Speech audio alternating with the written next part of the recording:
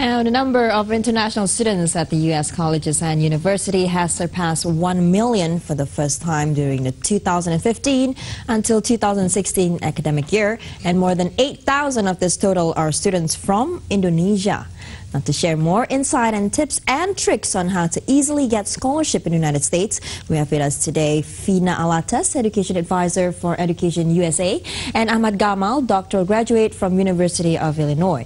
Hello, good morning. Good morning. How are you feeling? You're not a morning person, you spoke to me. Yes, that, right? because we start at 1 at Amerika, so. But I'm here. But you're here, Excited and to be thank here. you for being Absolutely, here today. my pleasure. How are you? I'm definitely an early bird, so I'm doing okay. So you're doing great, especially with the music, with the DJ. Great. Sounds pretty awesome. And both of you studied in the U.S. before, and share with us a bit about your experiences there. Sure. Want to start? Yeah, I did my master's in the U.S. between 2008 and 2010, and then I just got done with my doctoral degree in 2016. Oh, congratulations. And you yourself? Haven't done my master yet, but I started at a community college, and then I transferred to a 4-year university in Maryland, College Park. So, for my undergrad. Now, are there a lot of Indonesian students in the U.S.? You need a lot? In fact, we have nearly 9,000 Indonesian students currently studying in the U.S. We see a 6.6% from last year. So, and also Indonesia, the fact that it is the 19th leading countries of international students who are studying in the U.S. Yes. 19, so it's a pretty good number. 19 is quite a high number. It's a lot of people actually opt, a lot of students actually opt to study in the United States. Indonesians are actually the third biggest international population in the UIUC. So it's right after China, India, and then Indonesia. Wow. No, but why do you think that Indonesians prefer, or why did you choose to go to the United States to study? Well, one thing that I learned quite interestingly is that Indonesian students are very competitive. So compared to students from Asia and compared to students from other international areas, we are actually very competitive in the selection process to get into American universities. So we have that benefit. So it's not that easy to get into universities there? There are some challenges, but I don't think challenges that are something that we can't overcome. I think all of the information is available out there. Financial challenges and academic challenges are something that, you know, Indonesian students, as I said, are very competitive, and I think there are good opportunities for Indonesian students to be able to be accepted in the American universities, as well as getting financial support from so many government scholarships. Yes. Speaking of scholarships, did you both get scholarships to study in the U.S.? You did. And a lot of the students there actually got their scholarships as well, right? Most of them were actually there on scholarships. Yeah, especially if we're talking about the grad level for S2, I've called in Indonesia. Masters. Yes, for masters. There are a lot of government scholarship available for students as well, with the university as well. So would you say that it's easily granted scholarship there? I'm pretty sure the process to get it is not that easy, but you know, you have to prove the comedy, what is it that you want to do, how is it benefit for the country, and so on. So, but it's there. The scholarship is there. Yeah. One thing that I would like to mention is that if you look at the history of scholarships in Indonesia, the availability of scholarship has increased dramatically. So when I started studying, what was available for me was just Fulbright scholarship. But then USAID provided more scholarships, and then LPDP, which is from the Indonesian government, also provided some scholarships. So I have seen the number of people going to the U.S. coming to my school increase, and I have heard, throughout the years. Yes, throughout the years. And why do you think that happened? Why is there an increase of giving scholarship or granting scholarships? Do you think it's because there's an increase of demand to study abroad? I think so, yeah, and there's just more available funds to support Indonesian students now. I think a lot of organizations are now more committed in providing funds for Indonesian students to not just study in the U.S. but also abroad, wherever that is. But since, if you look at the Times Higher Education's Times Higher Education University rankings, a lot of them are a lot of the high-ranked universities are in the U.S. So a lot of these organizations who are supporting students to go abroad, they would like them to go to good universities, and most of them are in the U.S. at this point. Now, who are your competitors, though, in terms of, amount of students there in Asian countries? Would it be China or? Yeah, China, India, South Korea, still leading, yeah. So what is the process like to get a scholarship? It's definitely not an easy one, right? You have to go through It's a long process. I wouldn't call it easy. I don't think it's extremely difficult as well. I think Fina has given an illustration. There's going to be administrative application, and there's going to be an interview. And an interview is actually a very interesting process in which you learn a lot from those interviews. So it's not just you going through the selection process, but you actually got a lot of feedbacks, you get a lot of friends as well, and you learn along the way on how you actually think about yourself and how you think about your life plans. And when you're writing that application, there's a lot of questions that make you question what you do in life, and I think that itself is something that is worth to do. And yourself? Ditto. Basically the same as well. Did you have any problems, though, getting in terms of maybe visa or anything like that? Actually, not at all. The fact that we have over 90% of international students who are applying for F1 student visa get accepted by the U.S. Embassy, so I think it's pretty good number. Now, finding the perfect university. Now, where did you get the information, or did you really have an idea where you want to study? I think you're capable of answering this because you're actually from Education USA. So I'm with Education USA. So Education USA is a network under the U.S. State Department where we basically provide a lot of information to international students who want to study in the U.S. So Education USA in Indonesia, we have a lot of centers, not only in Jakarta. We actually, in fact, we have it in Surabaya, we have in Medan, Malang, Makassar, Banda Aceh, right? So in Jakarta, at Amerika, that's where I'm based in. Basically, Pacific Place. Exactly. Okay. At Amerika is an American Cultural Center by the U.S. Embassy as well. So basically, a lot of students coming in and see me. Basically, as the advisor will provide what we call the 5 steps of Education USA. So we do a research your options, meaning that if they're coming in, they know what they want to do, the program that you want to take, but they don't know exactly what kind of university to apply to. That's basically where I'm going to help them. So we're going to giving them a lot of options as well with the undergrad level. We have community colleges, we have a 4-year university, we have private college, liberal arts, a lot of options for them.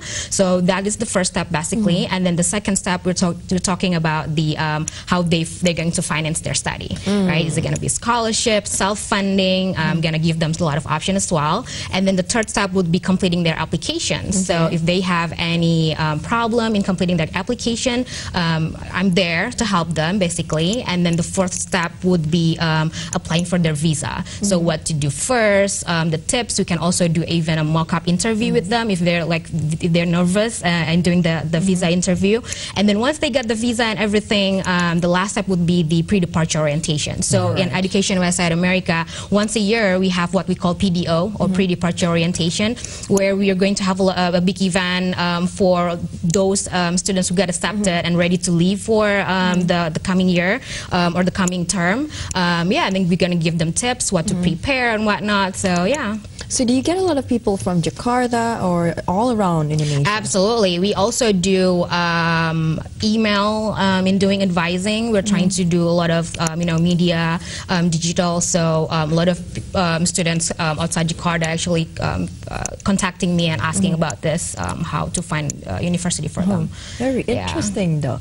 Now about scholarships, okay, since you both had scholarships, right? Now how many types of scholarships are there or is available for you to study in? I don't know, and I don't know not because I don't do my homework. I mean, I do research, but there's so many scholarships out there. I myself received at least 3 scholarships, and then multiple grants for different projects. So, for example, for my master's, I was funded by Fulbright, and then for my doctoral degree, I was funded by USAID through USAID scholarship, which is now known as Prestasi. But then, there is LPDP, which is provided by the Indonesian government, and then when you're there, while you're doing your research project or your university project, there's organizations like US Indo who would provide small amounts of grants, and then there's the C grant, that is so-called the Southeast Asia grants. The information is available out there, and if you're just willing and have the persistence to actually find out, I think, you know, there's so much. There's so many to choose from. There's so much resources to choose. Maybe I can try answer it. So we're talking about the government scholarship. From Indonesia, we have LPDP. That is the one that is quite popular right now. For the American side, we also have 2 scholarships currently. One that you took, so we have Fulbright. We also have USAID Prestasi. But it's not stopped there. So if you're talking about scholarship from the university, so most universities in the US, they actually have their own scholarships. So that's how they get it. Yes. All right, now after this, we're going to talk more about living in the United States. But now we're going to go for a short break. Don't go anywhere.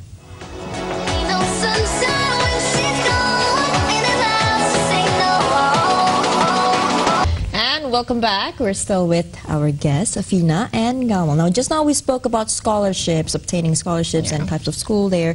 Now, can you share a little bit with us on how to design a study path for someone who wants to study there? Like, what kind of information do you have to get? I think, so I got this question a lot, and I think about 3 things. Think about your past, and then think about your present, and then think about your future. Think about how your family background, the history of your family shape you, and how your education history shape you. Then think about what you're doing right now, and then think about what you're going to do in the future and how you're going to contribute back to either your country or your organization or the cause that you actually believe in. And that's how you basically design a very compelling and convincing personal statement or you know, something that you would submit to the university for them to be convinced that you're someone that would be a good candidate for a student. Did you get support or help maybe from friends or family? I got much support from Fulbright because once you are a candidate of receiving that scholarship, then you know they will basically provide resources for you to do that. But I think Education USA also provided some of those. We have a lot of events, a lot of advising sessions. So, have you ever experienced, or maybe you yourself experienced, going abroad, going to the U.S. and then when you were there, it wasn't as what you think it would be, and you just think you want to change path or anything like that? Has that ever happened? Well, cultural shock is normal. And definitely from Asian countries to Western countries. I think I got my homesick after like the first month.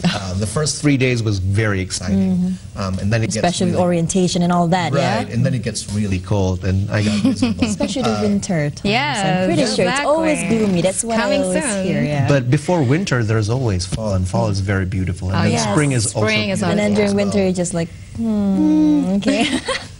Now, living costs. Let's talk about living costs there. For those of you who can't obtain a scholarship, you have to do funding yourself right now. Is it hard for them, or is it expensive for them? I mean, we all know United States is pretty, far from Indonesia. Actually, surprisingly, there are a lot of states in the U.S. that when we're talking about the living cost, it's not that different with here in Jakarta.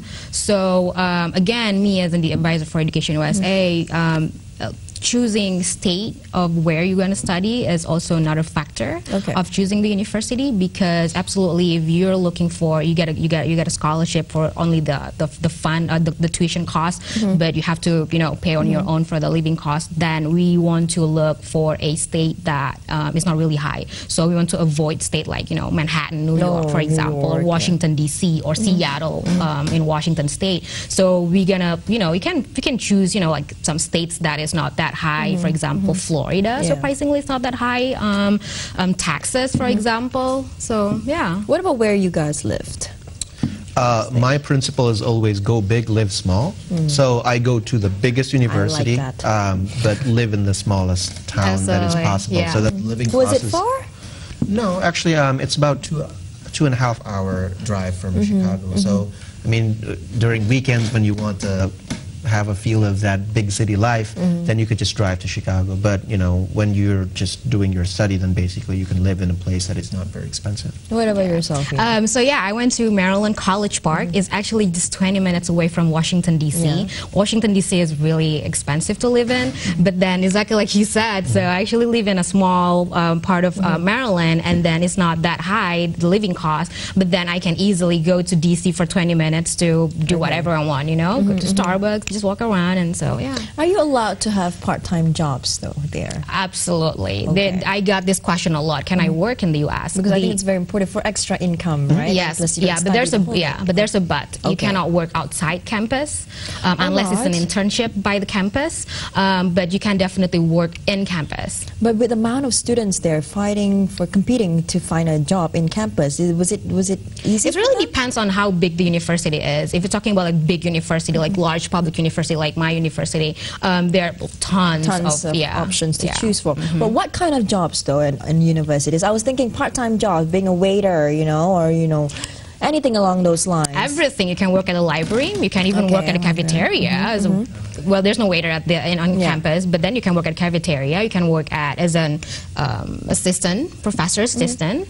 And does this apply to all states as well? Yeah, for any campus in the U.S. Right. And you worked part-time as well there? No. I didn't work part-time. I basically all types of work that is done by students is called part-time jobs because you can't work more than 20 hours a week. But that's actually a lot. I did some assistantships, so I did teaching assistantship and then research assistantship, and for a semester I actually taught at UIUC. All right. And do you still get, in terms of payment for part-time though, do you get minimum wage or anything like that? No, if you do graduate school, actually you get paid really well. Yeah. You get paid really well. Because in the UK you can actually work, out of campus. You can be a waiter, you can be anything, for part-time. That's why in the United States it was pretty new for me to know that you can only work within the campus itself. All right. So but it was okay. I mean, it was yeah, it's totally fine. You can actually work off campus, but it has to be something that is related to your study. So if you're looking for as a waiter at McDonald's, for example, no, you can't do it. So you have to work in a something that is related to your study. Okay, now Gamal, just now you mentioned about being homesick, and then you mentioned about culture shock being in the United States. So maybe you can share a little bit with us, because obviously being in a Western country, you have different mindsets compared to Indonesia, right? Yeah. And you meet a lot of different people, international people as well. And what was it like for you the first time? Well, I mean, the most difficult part of it was that, I got this language and mental fatigue for not being able to speak my own language, simply because I have to speak English all the time. But you do have Indonesian friends there as well, right? Yes, and quite interestingly, actually, I made lots of good friends, not just with Indonesians, but also with international students from all around the world. What I think I need to emphasize more is that the United States, and especially if you go to big universities with big international student populations, is that you get so many friends from other different places, and it's going to be very easy for you to find resources to bring back the memory of home. So there's a lot of Indonesian friends. There's a lot of people who would cook for you, who would invite you to their houses, and just being able to speak your own language and being able to eat your own food. So Indonesian community. Yes, the Indonesian community is actually very helpful. Yeah. And what about yourself? Same, yeah. Got there. I know that going to the U.S. has always been my dream, right? So it's the feeling. It's just weird. Like you're afraid, but you're excited at the same time. So the homesick period era, or I want to say, is there for a while. But then after that, you just you're mingling with the Americans. You know how to live like them. So it really helps. Yeah. Now, what are the benefits though of actually studying abroad, studying in the United States, especially? For me, myself, it's not about the education itself, but the whole experience. That's what I like to tell students. The experience is something that I would never ever get it from elsewhere. You can't buy it anywhere. Exactly. As well. Yeah. So the experience periods. This is something that I can talk about a little bit because I also teach at the university, and I think what is very unique about the American education is that it challenges you. It makes you do what is best, and that you're your own rival, basically. I still remember that, for a 2-hour class, I had to read for 5 hours, which is not something that I expected from a 2-hour seminar class. And then, you learn a lot from, again, international students. So you don't just get the American experience, you basically get an international experience out of an American university. And I think that's something that is something that is very unique to that setting. All right, now one last question, a quick one, because time is up now. Sure. President Donald Trump, President-elect Donald Trump. Now, what are your thoughts about him? Because, obviously he did say a lot of, things, especially with not letting Muslim communities into America. Now, is there a lot of fear from Indonesians? Because obviously Indonesia, we have a majority of Muslim students here, Muslim people here.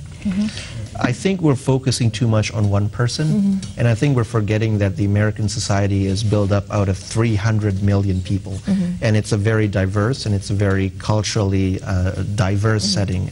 And if you go to big universities, then you will have a lot of international student friends as well. And I'd like to focus on that. And my experience has been very positive. Living in the U.S. and because I have a lot of international student friends, it feels just as welcoming as as here being at home. So everyone here right now is just they're fine. It's not affecting them that much. Exactly. Yeah, and we're keeping in touch with students who are currently in the U.S. and we have a lot of events with them, doing a DVC digital video conference, and all of them are happy. And all right. Thank you so much, Gamal and Fina, for sharing with us about studying in the United States. Thank you, and we hope and good luck. Thank you. Good luck, and we hope to see you again soon.